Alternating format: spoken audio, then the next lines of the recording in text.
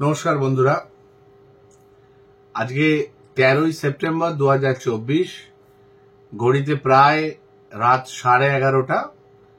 মানে হয়তো এই ভিডিও যখন আমি শেষ করব সেই সময় হয়তো 14ই আগস্ট হয়ে যাবে, 14ই সেপ্টেম্বর হয়ে যাবে। তো 14ই সেপ্টেম্বর হওয়া মানে 14ই আগস্ট থেকে ধরলে এক মাস হয়ে যাবে যে সিবিআই এর হাতে আমাদের অভয়া বলুন, তিলোত্তমা বলুন, তার এই নৃশংস খুন এবং তার সঙ্গে যে রেপ হয়েছে বা রেপ হয়নি তার একটা যে যৌথ মামলা, যে ভয়ঙ্কর একটা নৃশংস একটা মামলা, সেটার যে সিবিআই তার তদন্ত করে এখনো পর্যন্ত কোনো সদুত্তর এই এক মাসে আমাদেরকে দিতে পারেনি। আমাদের জুনিয়র ডাক্তাররা 1 মাস 4 দিন হলো অকাতরে এক নাগারে অনমনীয়ভাবে আমাদের ভাইয়েরা সংঘর্ষ করে যাচ্ছে। আমরা যতটা সম্ভব তাদের সাহায্য করার চেষ্টা করছি। আমাদের সাহায্যটা দুরকম ভাবে আমরা করে চলেছি। একটা হচ্ছে আমরা রুগী দেখে চলেছি, ওরা তো আমাদের রুগী দেখতে সাহায্য করে। একটা জিনিস বর্তমান কর্তৃপক্ষের জানা উচিত, আমি জানি না তারা স্বাস্থ্যমন্ত্রী বা স্বাস্থ্য ব্যবস্থা সম্বন্ধে কিছু জানেন কিনা। একজন স্বাস্থ্যমন্ত্রী বা একজন স্বাস্থ্য প্রতিমন্ত্রী যেভাবে কথা বলছেন তাদের থেকে আমাদের একটা ধারণা হচ্ছে যে ওনারা সরকারি এবং বেসরকারি কোনো স্বাস্থ্য ব্যবস্থা সম্বন্ধে এতটুকু সম্যক জ্ঞান রাখেন না, যার ফলে তারা এমন এমন কথা বলে ফেলছেন যে ক্যাথ ল্যাব চেঞ্জ হয়ে যেতে হয়েছে, এরকম কথা পর্যন্ত চেঞ্জ করতে হচ্ছে।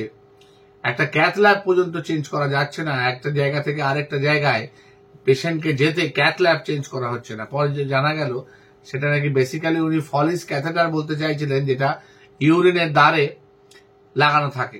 খুব স্বাভাবিক, মানে ওই আমাদের মাননীয় মহানায়কের একটা গান ছিল না, যিনি দেশের প্রধান কিছুই জানেন না তিনি হলেন প্রধানমন্ত্রী, যিনি স্বাস্থ্য সম্বন্ধে কিছু জানেন না তিনি হলেন স্বাস্থ্যমন্ত্রী। মানে যে মানুষটি কিছুদিন আগে মহানায়ক সম্মানে ভূষিত হয়েছেন সেই স্বাস্থ্যমন্ত্রী তথা মুখ্যমন্ত্রীর হাত থেকে তিনি একসময় এরকম গান গেয়েছিলেন। কিন্তু দেশের প্রধান যিনি সবচেয়ে খারাপ করাপ্টেড তিনি হচ্ছেন প্রধানমন্ত্রী, সেরকম গান গেয়েছিলেন। এবং এটা তো আমরাও দেখতে পাচ্ছি যে সত্যি আমাদের বর্তমান স্বাস্থ্য মন্ত্রক স্বাস্থ্য ব্যবস্থা সম্বন্ধে তাদের কোনো সম্যক ধারণা নেই। তাদের যতটা ধারণা নেই তার থেকে বেশি ধারণা নেই আরো যারা তাদের সাংসদ, তাদের যে বিধায়ক, তাদের যে কাউন্সিলর, যারা প্রতিটা জায়গায় গ্রাসরুট লেভেলে, সকল তৃণমূল লেভেলে যারা কাজ করেন। তো সেই তৃণমূল স্তরে কাজ করা মানুষগুলোর আরো স্বাস্থ্য ব্যবস্থা সম্বন্ধে আইডিয়া নেই। তাহলে এখান থেকে কি বুঝবো বলুন তো? আমরা তো সবসময় শুনছি যে রাজ্যের বেশিরভাগ মানুষ দারিদ্র সীমার নিচে, তাদের সরকারি হাসপাতালে চিকিৎসা ছাড়া কোনো গতি নেই। এটা একটা প্রথম কথা শুনলাম। তো এই প্রথম কথাটার যদি উত্তর আমাকে দিতে হয়, আমি উত্তর নয়, আমি একদম ফ্যাক্ট বলছি। যদি এইটাই হয় যে রাজ্য সরকারের বেশিরভাগ মানুষ দারিদ্র সীমার নিচে, তাহলে 34 বছর বামফ্রন্ট সরকার না ছেড়ে দিলাম, 13 বছরে আপনার সরকার এদের আর্থিক মান উন্নয়নে কি করেছেন? শুধু সি দিয়ে যাওয়া ছাড়া। তো সি দিয়ে তো মান উন্নয়ন হয়নি, সেটা আপনি বলতেই পারছেন, দেখতেই পাচ্ছেন। সি দিয়ে তো মান উন্নয়ন হয়নি, এখনো তো তারা একই জায়গায় আছে, হয়তো আরো গরিব হয়েছে। 2 নম্বর, তাহলে স্বাস্থ্যসাথী সবাইকে দিয়ে আমার কি লাভ হলো? এত লক্ষ এত কোটি লোক স্বাস্থ্যসাথী যোজনার আওতায় এসেছে এবং এতগুলো বড় অপারেশন স্বাস্থ্যসাথীর আন্ডারে হয়, এটা একদম বড় করে বলা হচ্ছে। যদিও আজকের দিনে আমরা সবাই দেখতে পাচ্ছি যে অর্থোপেডিক অপারেশন গুলো স্বাস্থ্যসাথীর আওতায় নেই। নি রিপ্লেসমেন্ট বলুন, হিপ রিপ্লেসমেন্ট বলুন, স্পাইন সার্জারি বলুন, সেগুলো স্বাস্থ্যসাথীর আওতায় আর আসছে না। আরো অনেক অপারেশন আছে যেগুলো আর স্বাস্থ্যসাথীর আওতায় আসছে না। মূলত পেসমেকার ইমপ্লান্টেশন, এইটা বোধহয় খালি এখন স্বাস্থ্যসাথীর আন্ডারে বড় সার্জারি হিসেবে রয়েছে। তো সেই জায়গায় দাঁড়িয়ে তাহলে কি এটা দুটো বড় প্রোগ্রামের ফল্ট? একটা হচ্ছে আমি 13 বছরে মানুষকে গরিবী রেখা থেকে ওপরে তুলতে সমর্থ হয়নি, ব্যর্থ হয়েছি। 2 নম্বর হচ্ছে আমি স্বাস্থ্য সাথী ইমপ্লিমেন্ট করতে ব্যর্থ হয়েছি। দুটো হলো। এই দুটো জিনিস কিন্তু আমি মুখে না বলে আমি 7,500টি শিক্ষানবিশ 7,500টি শিক্ষানবিশ ডাক্তারের হাতে আমি ছেড়ে দিচ্ছি এবং আমি বলছি যে কাজে জয়েন করতেই হবে তোমাদের, না হলে তোমাদের আমরা পাসই করাবো না, আমরা ডাক্তারি সার্টিফিকেট রেজিস্ট্রেশন নাম্বার দেবো না এবং তোমাদের পরীক্ষাতে বন্দোবস্ত দেবো না। কারণ এদের পরীক্ষায় বসতে দিলে না একটা ভয় আছে, জানেন তো, এরা না পাস করে যাবে, এরা পাস করে যাবে অথচ পয়সাটা দেবে না। যে জিনিসটা সঞ্জীব ঘোষ করছিলেন, এখন তো সঞ্জীব ঘোষ জেলে এবং তার সাবঅর্ডিনেটরাও বিরাট চাপে আছে, সব আন্ডারগ্রাউন্ড হয়ে বসে আছে। জেলে যাওয়ার ভয়ে তারা নিজেদেরকে লুকিয়ে চুরিয়ে বেড়াচ্ছে, হয়তো দেশই ছেড়ে চলে গেছে, কারণ পয়সা তো কম পায়নি ওরা। এতদিন যে সিন্ডিকেট চলেছে তাতে যথেষ্ট রোজগার করেছে। একটা ছেলে 2018-2019 সালে পাশ করে ইললিগালি হাউস স্টাফশিপ করে যাচ্ছে। হাউস স্টাফশিপে কত মাইনে? খুবই কম মাইনে। আমি যখন হাউস স্টাফ ছিলাম, আমি 2006-এর কথা বলছি, 2005-06-এর কথা, সেই সময় 6,648 টাকা পেতাম। আমি মানছি সেটা এখন বেড়ে হয়তো 20,000 টাকা হয়েছে, কিন্তু ওরা তো কয়েক লক্ষ টাকা রোজগার করতো মাসে, যেটা হয়তো আজকের দিনে প্রচুর প্রাইভেট হাসপাতালের ডাক্তারও পারে না। তো সেই জায়গায় দাঁড়িয়ে তারা দিনের পর দিন ইললিগাল হাউস স্টাফশিপ করে যাচ্ছিল ট্রমা কেয়ার সেন্টার বা এই সমস্ত জায়গায়। আজকে তারা আন্ডারগ্রাউন্ড হয়ে গেছে। তো সুতরাং চাঁদা দেওয়ার আর লোক নেই। তাহলে এই ছেলেগুলো যদি পাশ করে যায় তাহলে চাঁদা গেল। শুধু চাঁদা গেল না, ভীতি গেল। এই যে আমি একটা ভয়ের রাজত্ব চালিয়ে যাচ্ছি, আমি কালকেও ভয় দেখিয়েছি কি একটা ইসকো না ইসমো কি একটা করে দিতে পারে। হ্যাঁ, একদম খোদ একদম যেখানে আলোচনার সভা ছিল সেখান থেকে আমি কিন্তু ইসমো করে দিতে পারি না কি একটা। আমরা ইকমো জানতাম, ইকমো একটা লাইফ সেভিং প্রসিডিওর, অনেক পেশেন্টকে আমরা করে থাকি, খুব কস্টলি, কিন্তু লাইফ সেভিং প্রসিডিওরের মধ্যে পড়ে। অনেক সময় ইকমোর জন্য প্রাণ বেঁচে যায় অনেক খুব মরণাপন্ন পেশেন্টদের। আমি জানি না কোন সরকারি হাসপাতালে এখনো ইকমো চালু হয়েছে কিনা, বেসরকারি হাসপাতালে আছে। বেসরকারি হাসপাতালের যে সমস্যাগুলো, সেটা হচ্ছে আর্থিক সমস্যা, বেশি পয়সা খরচ হয়। সেখানে স্বাস্থ্যসাথীর ইমপ্লিমেন্টেশন হয়ে গেছিল, সরকারের হাতে আছে, সরকার চাইলে সমস্ত বেসরকারি হাসপাতালে স্বাস্থ্যসাথী মনোনীত করতে পারবেন, সেটা তো পারেননি। তদুপরি নিজেদের যে স্বাস্থ্য ব্যবস্থাটাকে সেটা এমন জায়গায় নিয়ে যেতে পারেননি যে কয়েকটা ছেলে 7,000 তারা শিক্ষানবিশ, তাদের হাতে হিসেব মতো এই সমস্ত দায় থাকার কথা না। তারা কাজ শিখতে এসেছে কাজ, তাদের হাতে আমি মানুষের জীবনে এমন ভাবে ছেড়ে দিচ্ছি যে ডিক্লেয়ার করছি যে এদের কাজের অভাবে আমার মাসে 27 জনের মৃত্যু হয়েছে। এবং কাকে দিয়ে ডিক্লেয়ার করাচ্ছি? কপিল সিব্বালকে দিয়ে, যিনি একজন লক্ষ টাকার কি কোটি টাকার উকিল, যার বিরুদ্ধে আইনজীবী দাঁড় করাতে আমাদের মানে একদম যাকে বলে ন্যাজে কুমড়ে অবস্থা হয়ে যাচ্ছে, যে অত টাকা পাওয়া একটা উকিলের কাউন্টার করার মতো একটা উকিল আমায় রাখতে গেলে আমার এত টাকা হবে, আমাদের চাঁদা তুলতে হচ্ছে। সেই চাঁদা তোলা নিয়ে আবার কনফিউশন হচ্ছে। আমরা চাঁদা জন্য অ্যাপ্লাই করছি জনসমাজের কাছে, বিশেষ করে আমাদের প্রাক্তন ডাক্তারদের কাছে, এবং ডাক্তাররা কখনো প্রাক্তন হয় না, তো ডাক্তারদের কাছে অ্যাপ্লাই করছি যাতে আমরা সুপ্রিম কোর্টের এই মামলা চলার খরচাটা বিয়ার করতে পারি। আর মানুষজন ভেবে ফেলছেন যে আমরা বোধহয় ওই জুনিয়র ডাক্তাররা যারা বসে আছেন তাদের জন্যই টাকাটা তোলার চেষ্টা করছি। না, ওদের জন্য এত টাকা লাগবে না, ওরা খুব অল্পে সন্তুষ্ট, বিশ্বাস করুন। আমি ওদেরকে ভেতর থেকে দেখেছি, চিনেছি। ওরা যে কাজটা করছে তার জন্য যে সাপোর্টটা আমরা দিচ্ছি সেটা কিন্তু ওরা খুব অল্পে সন্তুষ্ট। এবং ওদের এই যে আন্দোলন, সেই আন্দোলনে এতটাই স্বতঃস্ফূর্ত সারা এসছে যে পাড়ায় পাড়ায় মানুষ তাদের জন্য চাঁদা তুলে গিয়ে সমস্ত জিনিসপত্র কিনে দিচ্ছে, যে তিরপলি হোক, খাবারই হোক, বায়ো টয়লেটই হোক, মাইকের ইলেকট্রিসিটি, ব্যাটারি ইত্যাদি প্রভৃতি হোক, যা ওদের এই আন্দোলনের জন্য খরচ হচ্ছে সেটা আমরা তো পিছন থেকে কিছুটা দেওয়ার চেষ্টা করছি, ওরা নিজেরাই জোগাড় করে দিতে পারছে। আমরা টাকাটা তুলতে চাইছি একটা দীর্ঘমেয়াদী সংগ্রামের জন্য, কারণ এটুকু বুঝে গেছি যে এটা স্বল্প মেয়াদী সংগ্রাম আর নেই, এটা একটা দীর্ঘমেয়াদী সংগ্রাম চলবে এবং একটা বিরাট বড় আইনি সংগ্রাম চলবে, যে আইনি সংগ্রামের পরতে পরতে থাকবে চাপের রাজনীতি এবং সুপ্রিম কোর্টের মতো একটা জায়গায় এতটা অমানবিকতার পরিচয়। সুপ্রিম কোর্ট সেদিনকে কপিল সিব্বল ছাড়া বাকিদের বক্তব্য খুব একটা শুনতেই চাইলেন না। তারপর তাকে দেখা গেল মাননীয় প্রধানমন্ত্রীর সাথে গণেশ পুজোয় আরতি করতে বা হাত তুলে দাঁড়িয়ে থাকতে, সস্ত্রীক চিফ জাস্টিসকে। ভাবা যায় আমরা কার উপর আস্থা করব বলুন তো? সর্বোচ্চ আদালত হচ্ছে সুপ্রিম কোর্ট, সর্বোচ্চ বিচার মানে তদন্তের এজেন্সি হচ্ছে CBI, central bureau of investigation. তারা যদি এইভাবে কাজ করে, এইভাবে জিনিসটাকে খুব নিট অ্যান্ড ক্লিন ওয়েতে সাজিয়ে এটাকে একটা প্রেসার গেম তৈরির জায়গা বানায়, খেলা হবে। এখন সিবিআই বনাম রাজ্য আর কেন্দ্রের খেলা হয়ে চলেছে। কে রেফারি, কে অন্য পক্ষের লোক কেউ জানে না। আমরা হচ্ছি দর্শক, আমরা দেখে যাচ্ছি এবং আমরা হাল্লা বল করে যাচ্ছি। আমরা এটুকু বলে যাচ্ছি যে আমরা ময়দান ছাড়বো না, কিন্তু এরা নিজেদের মধ্যে কি সুন্দর খেলা হবে করে যাচ্ছে। আজকে চতুর্থী হয়ে গেল, কাল পঞ্চমী বাদ দিয়ে পরশুদিন ষষ্ঠী। মায়ের অকাল বোধন বলুন আর যাই বলুন হয়ে যাবে, ভাদ্র মাসেই মায়ের অকাল বোধন শুরু হয়ে যাবে। 17 তারিখ নাকি ভাদ্র মাসের শেষ দিন, তারপর থেকেই নাকি আশ্বিন মাস শুরু হয়ে যাবে।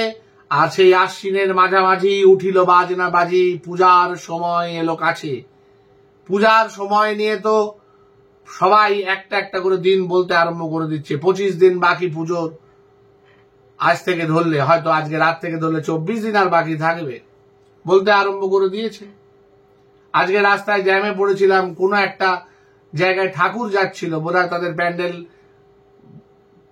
ছোট হবে হয়তো, বা এমন ভাবে হবে যে পরে হয়তো ঠাকুরকে ঢোকাতে পারবে না, যাতে ঠাকুরকে রেখে হয়তো প্যান্ডেল হবে। তো শুরু হয়ে গেছে মা দুর্গার আরাধনার সমস্ত প্ল্যান শুরু হয়ে গেছে। এবং আমাদের যে দুর্গা যে নৃশংসভাবে অসুরের দ্বারা খুন এবং ধর্ষিত হয়তো হলো, সেই অসুরগুলো ড্যাং ড্যাং করে নাচতে নাচতে ঘুরে বেড়াবে দুর্গা পুজোর মণ্ডপে মণ্ডপে। কখনো বাইক বাহিনী নিয়ে মাঝরাতে বিভিন্ন ফ্লাইওভারের উপর বিনা হেলমেটে সারাদিন শিহরণ দিয়ে দিয়ে একটার পর একটা বাইক এগিয়ে যাবে, পাশ দিয়ে চলে যাবে, দাপিয়ে চলে যাবে, হুমকি দিয়ে চলে যাবে, মেয়েদের ওড়না, মেয়েদের শরীরে হাত দিয়ে চলে যাবে। আর সবাই দেখবে রাত দখলের লড়াইয়ের কি ভ্যালু থাকবে সেদিনকে। ভারী হতাশা লাগছে জানেন তো।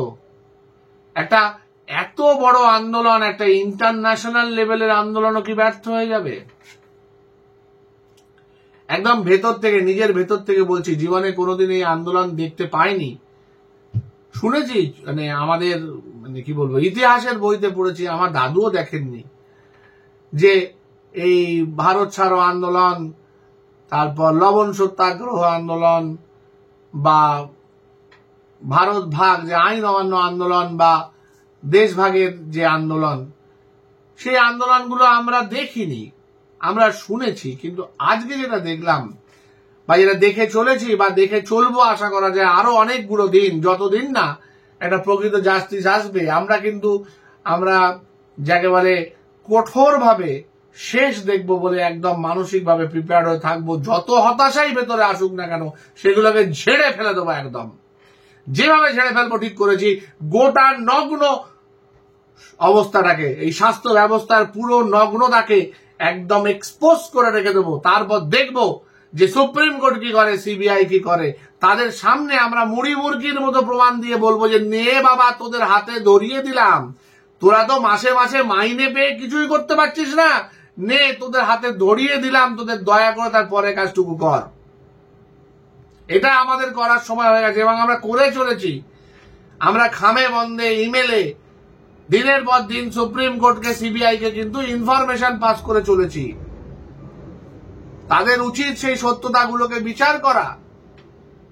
আমরা কিন্তু বহু ছাত্র যাদের এই সিন্ডিকেটের সাথে র্যাকেটের সঙ্গে যোগ আছে, সেগুলো কিন্তু নিয়ম করে আমরা সিবিআই দপ্তরে পাঠিয়ে দিয়েছি। সিবিআই এর জেরাতে কিন্তু বহু ছাত্রছাত্রী তারা কিন্তু তাদের নাম, তাদের এই সমস্ত সমস্যা স্বীকার করছে। হ্যাঁ, অবশ্যই নিজেদের নাম গোপন রাখতে চেয়েছে, কারণ তারা কিন্তু মার্কড হয়ে যাবে এবং পরবর্তীকালে যখন এই সমস্ত আন্দোলন শেষ হয়ে যাবে তখন তারা ভিক্টিমাইজ হবে তাদের নিজেদের কলেজগুলোতে। তাদেরকে নম্বর কম দেওয়া হবে, তাদেরকে পাস করাতে দেরি করা হবে, তাদেরকে ঠিক মতো হাউস স্টাফশিপ দেওয়া হবে না, ঠিক মতো পোস্ট গ্রাজুয়েশনে ক্লিয়ারেন্স দেওয়া হবে না। এগুলো হাতে ছিল আমাদের টিচারদের, জানেন তো। কিন্তু আমাদের কোনো টিচাররা এই অপব্যবহারটা করার কথা মনে হয় ভাবতেই পারেননি কোনোদিন। আমরা আমাদের কলেজ লাইফের, আমাদের 5 বছরের এমবিবিএস এবং তার 3 বছরের পোস্ট গ্রাজুয়েশনের লাইফে আমরা কোনোদিন জানতেও পারিনি, কোনোদিন বুঝতেও পারিনি যে টাকা দিয়ে থিসিস ক্লিয়ার করতে হয়, টাকা দিয়ে এক্সামের কোশ্চেন বের করতে হয়, টাকা দিয়ে এক্সাম পাস করতে হয় এবং টাকা দিয়ে চাকরির বদলি করা যায়, চাকরির ডিপার্টমেন্ট চেঞ্জ করা যায়, বাজে থেকে ভালো ডিপার্টমেন্ট নেওয়া যায়। বাবার উল্টোটা, টাকা না দিলে সেখান থেকে বাজে রিপোর্ট হয়ে যায়। খেলবো বলে তো এতগুলো ছেলে, 30টা ছেলে খেলবে বলে গিয়ে পৌঁছে গেল স্বাস্থ্য ভবনে। যিনি খেলা হবে সারাক্ষণ বলেন, এমনকি একসময় ভাঙা পায়ে খেলা হবে পর্যন্ত বলেছিলেন, তিনি তো না খেলে কিরকম চলে গেলেন সাইড লাইন দিয়ে। আরেকজন খেলোয়াড় মাঝে মাঝে খুব স্ট্রেট ব্যাটে খেলছেন আর মাঝে মাঝে খুব ডিফেন্স করছেন। ওনার বাপি বাড়ি যা শটটা এখনো পর্যন্ত ভালোভাবে দেখে উঠতে পারিনি। আমাকে আমার বন্ধু বলেছেন যে আমাদের ভারতের প্রাক্তন ক্রিকেটের অধিনায়ককে নিয়ে কথাগুলো বলতে।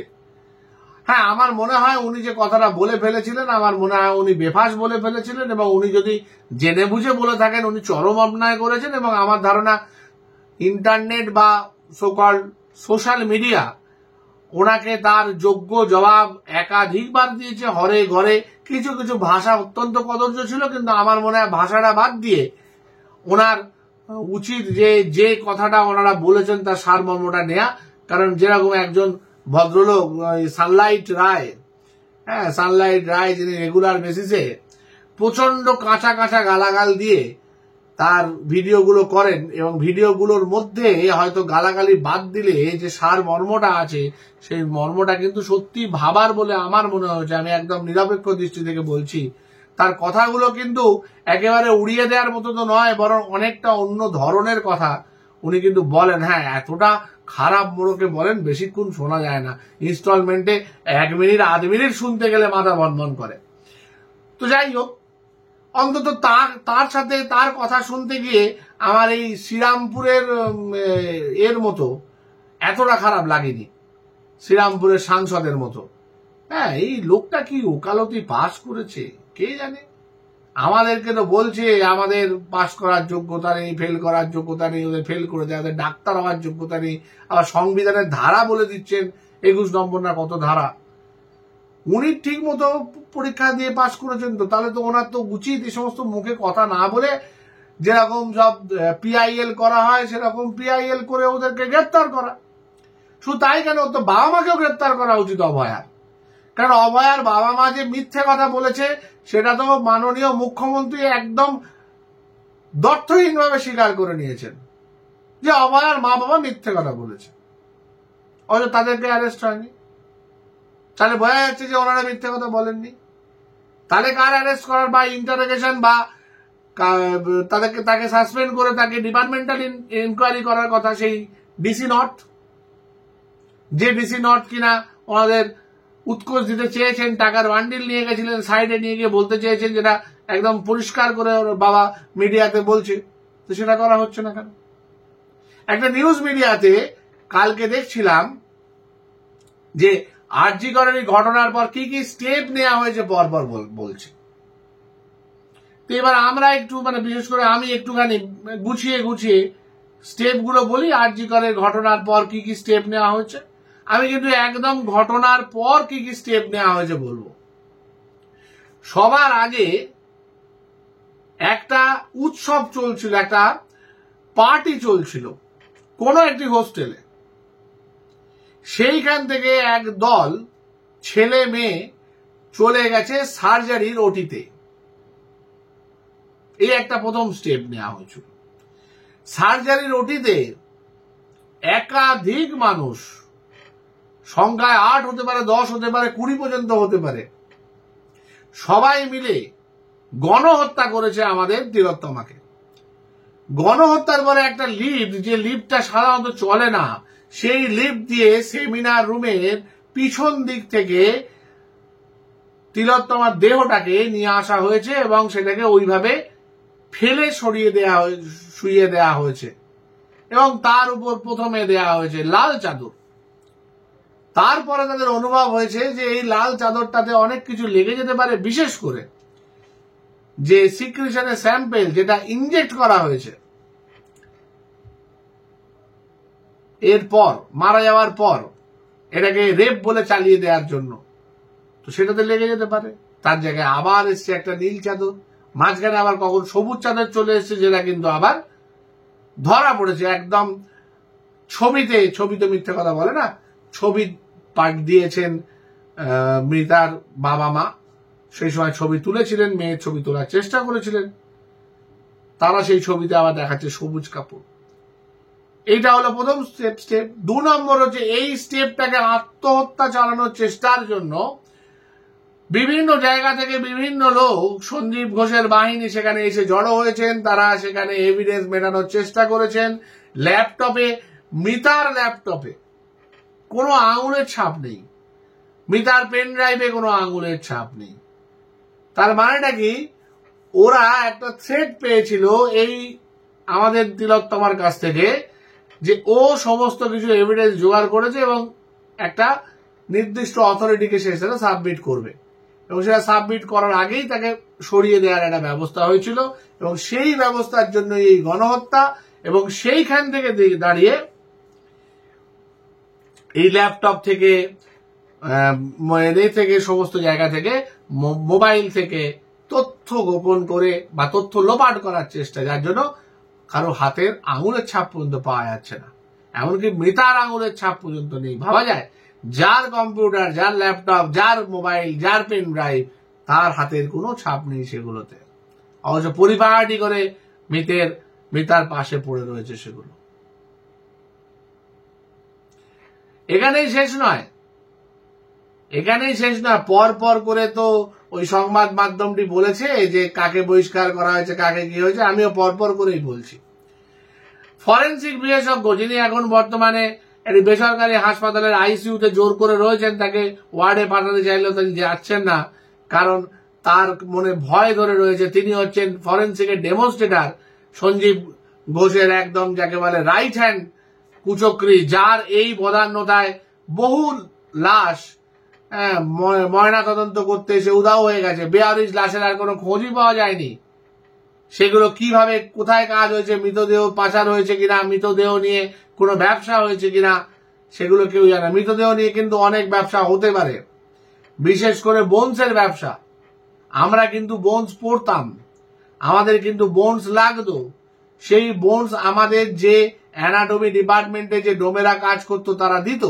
কিভাবে দিত? বেশিরভাগ ক্ষেত্রেই যে সমস্ত বডি ডোনেটেড থাকতো, সেই সব বডিগুলোকে যখন কাটা হয়ে গেল, অ্যানাটমিতে কাটা হয়ে গেল, তারপর সেগুলোকে একটা কস্টিক পটাশ বা কস্টিক সোডার জলের মধ্যে ফেলে গরম করে সে সমস্ত মাংস টাংসগুলো সরিয়ে দিয়ে শুধু হাড়গুলো পড়ে থাকতো। সেই হাড়গুলোকে পরে ড্রাই করে দেয়া হতো।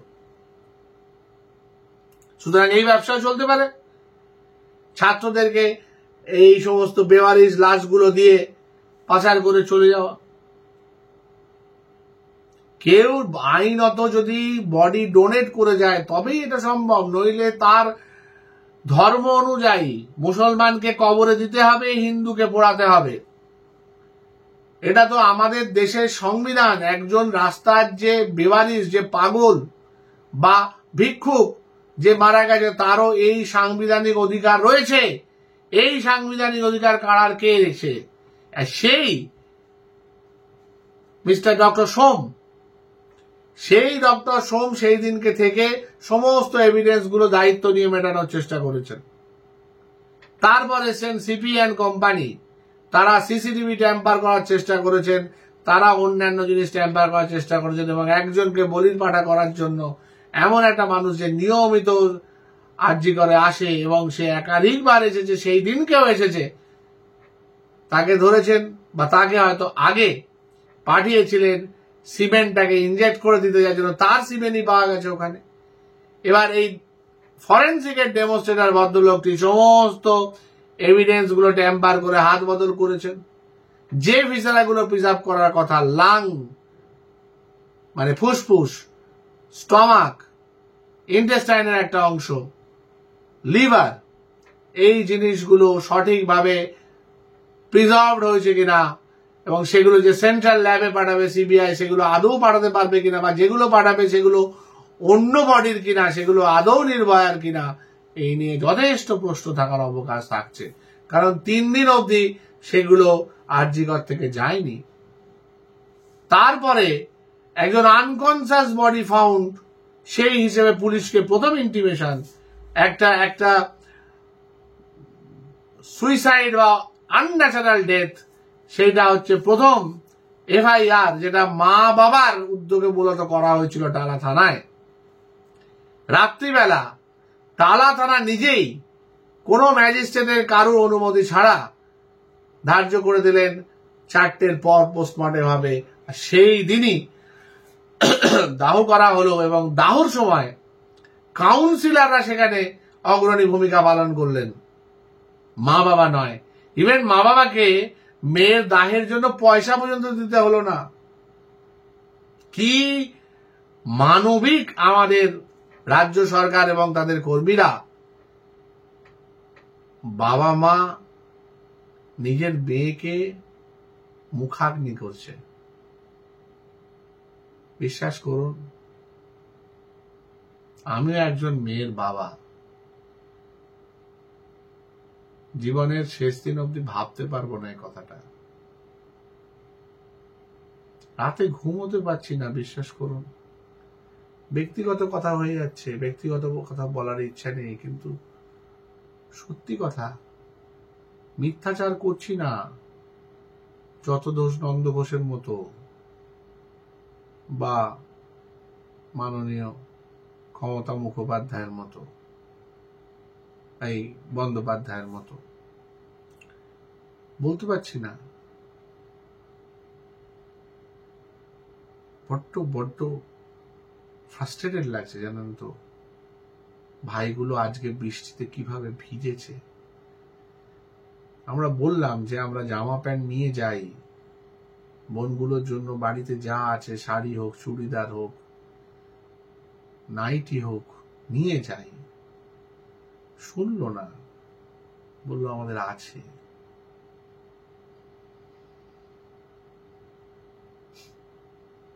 আসলে ওরা দাদা হিসেবে আমাদেরও বিশ্বাস করতে পারে না, কারণ দেখেছে যে দাদারা বিভিন্ন সময় বিভিন্ন দলের সাপোর্ট করেছে। আমি নিজেই তো একসময় শাসক দলের কে যথেষ্ট প্রচ্ছন্নভাবে সাপোর্ট করেছি। এর জন্য তারা আমাদের বিশ্বাস করতে পারে না, এবং এটার জন্য আমরা একটু দুঃখিত নই। আমরা ওদের পাশে থাকবো, ওরা যেভাবে চায় সেভাবে থাকবো, আমাদের কোনো অসুবিধা নেই। আমাদের নিজেদের প্রতিও খুব ঘৃণা হয়, জানেন তো। বিশেষ করে সরকারি হাসপাতালে যারা কাজ করছিলেন এতদিন ধরে, আপনারা কেন ঠিক এইভাবে গর্জে ওঠেননি? হ্যাঁ, একজন গর্জে উঠেছিলেন, তিনি সাসপেন্ড হয়ে গেছিলেন মুর্শিদাবাদে। বাকিরা কেউ কেন গর্জে উঠল না? গর্জে উঠলে আজকে তো এই মেয়েটাকে এইভাবে চলে যেতে হতো না। তারপর তার মৃত্যুর যে এভিডেন্স এইভাবে মেটানো, এরপরও যদি এমন হয় যে একজন নিজে থেকে পদত্যাগ করছে সন্দীপ ঘোষ, তাকে প্রাইস পোস্টিং দেওয়া হচ্ছে ন্যাশনাল মেডিকেল কলেজে, সেখান থেকে নিয়ে আসা হচ্ছে একজন ভয়ঙ্কর দুর্নীতিগ্রস্ত মহিলা অধ্যক্ষকে, সুহিতা পাল তার নাম। সবাই জানে, সরকার নাকি জানে না।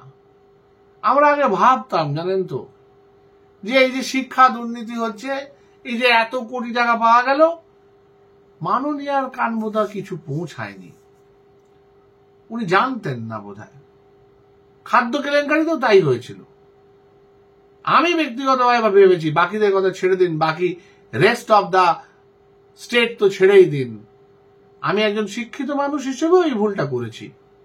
আমি ভেবেছি যে হ্যাঁ, এটাতে তো ওনার কাছে সরাসরি খবর যেত না, কিন্তু স্বাস্থ্য আর পুলিশ বিভাগ, তার কাছে খবর যেত না। স্বাস্থ্য ভবনের এই যে পাখির বাসা, সেটা ওনার কাছে খবর যেত না। আর উনি যদি এটা খবর না রাখেন, খবর নিতে না পারেন, তাহলে কি কেউ ভুল বলছে ওনার পদত্যাগের কথা বলে? যে আপনি রাজ্যের সর্বোচ্চ স্বাস্থ্য দপ্তরের একজন আধিকারিক, ইনচার্জ, আপনার নিচে স্বাস্থ্য সচিব, স্বাস্থ্য উপমন্ত্রী, আর আপনি এত বড় জেলায় জেলায় পাখির বাসা, আবার ভুল করছি, ঘুঘু পাখিটি ক্ষমা করে দেবেন, হ্যাঁ, সেটা তিনি জানতেন না। ঠিক সেই রকম জানতেন না যে পুলিশ এইভাবে এভিডেন্স ট্যাম্পারিং করে চলেছে দিনের পর দিন। শুধু জানতেন না নয়, তার প্রত্যক্ষ মদতে এগুলো হয়েছে। দায়িত্ব নিয়ে বলতে পারি, কিন্তু সিবিআই এর কি ক্ষমতা আছে শুরু থেকে শেষ অবধি, ওপর থেকে নিচ অবধি মানুষগুলোকে তুলে এনে বা তাদের কাছে গিয়ে জেরা করার? সেই সাহসটা থাকলে কি 30 দিন সময় লাগতো এই রকম একটা সেন্সিটিভ একটা ঘটনার একটা কোনো কিনারা করে বের করতে? যেটা আমাদের মতো একটা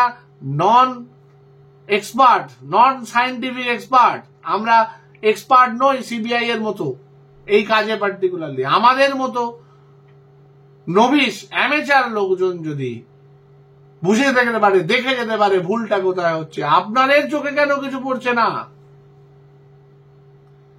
যাই বলুক না কেন, আপনারা যদি অন্য কিছু পেয়ে থাকেন তো সেটা আমাদের সামনে আনুন। আমরা তো জানি, আমরা তো বুঝি যে সিবিআই কিছু না কিছু তদন্ত করছে। একটু তো আশ্বস্ত করুন আমাদের। 30 দিন ধরে টানা, 34 দিন ইনফ্যাক্ট হয়ে গেল, 44 হয়ে গেল আজকে আমাদের পুজোর, এত দিন ধরে টানা আপনার বিচারের, আপনার দেয়া কিছু একটা সদর্থ কথার জন্য হাঁ করে তীর্থের কাকের মতো বসে রয়েছে ওরা বিভিন্ন জায়গায়। আমরা হেঁটে চলেছি বিভিন্ন জায়গায়, দ্বিগুণ পরিমাণে কাজ করছি ওদের কাজের লোড কমানোর জন্য, যাতে ওরা আন্দোলনটাকে ধরে রাখতে পারে। সেই জায়গায় দাঁড়িয়ে রাজ্য সরকার, কেন্দ্রীয় সরকার, সিবিআই, সুপ্রিম কোর্ট কেউ আমাদের একটা সদর্থ কথা বলছেন না, উল্টে কন্টিনিউয়াস নেগেটিভ ফিডব্যাক দিয়ে যাচ্ছেন, যাতে আমরা মানসিকভাবে ভেঙে পড়ে আন্দোলন থেকে সরে আসি।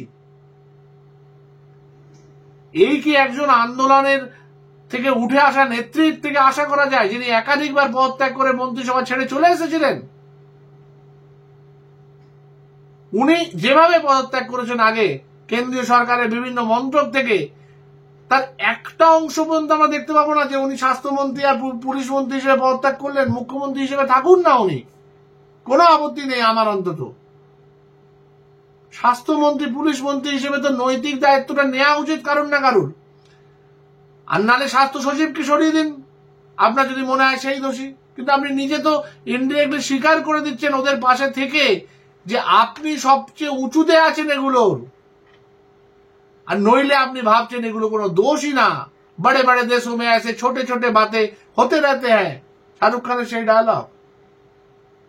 শাহরুখ খান এখনো কোনো কথা বলেনি, জানি না, দিদিকে বড্ড ভালোবাসেন তো মনে হয় বলেননি এখনো পর্যন্ত, জানি না পরবর্তীকালে বলবেন কিনা, ওনার মুখ থেকে শুনতে পাবো কিনা।